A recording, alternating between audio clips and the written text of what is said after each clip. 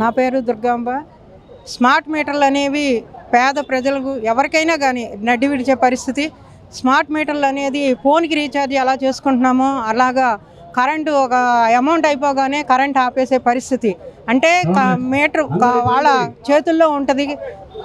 తెలుగుదేశం ప్రభుత్వం గత జగన్మోహన్ రెడ్డి గారు ఇదే పరిస్థితి తీసుకొస్తే ఆ రోజు ఉన్న లోకేష్ బాబు స్మార్ట్ మీటర్లు పెడితే వెంటనే పగలగొట్టండి, అలాగే విద్యుత్ ఛార్జీల గురించి బాధుడని ఆ రోజు కామెంట్ చేసిన ఈ కూటమి ప్రభుత్వం ఈ రోజు వచ్చేటప్పటికి మళ్ళీ అదే స్మార్ట్ మీటర్లను తీసుకొచ్చి అలాగే కరెంట్ ఛార్జీలు పెంచే పరిస్థితికి ఈరోజు రావటం చాలా సిగ్గుచేటని విషయం.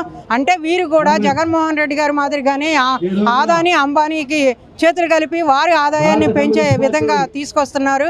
దీన్ని మేము సిపిఐ పార్టీగా మేము ఖండిస్తున్నాం.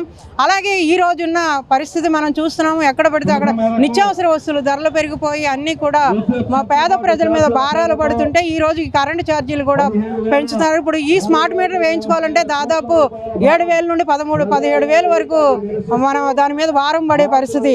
అంటే ఒకేసారి తీసుకుపోయినా మీరు బిల్లులో ఇది ఇస్తారు, అంటే దానికి వడ్డీలు వేసుకొని ఇన్ని నెలలను పెట్టి దీన్ని వసూలు చేసే పరిస్థితి.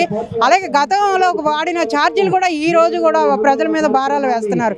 ఇవన్నీ కూడా ఖండిస్తూ ఈరోజు సిపిఐ పార్టీగా నిరసన ధర్నా ఏర్పాటు చేయడం జరిగింది. ఇవి కానీ ఖండించలేని పరిస్థితుల్లో రాబోయే కాలంలో ప్రజా సంఘాలు అలాగే ఇతర పార్టీలు కూడా కలుసుకొని పెద్ద ఎత్తున సిపిఐగా మేము పోరాటం చేస్తామని చెప్పి ఈ సందర్భంగా మీకు తెలియజేస్తాం.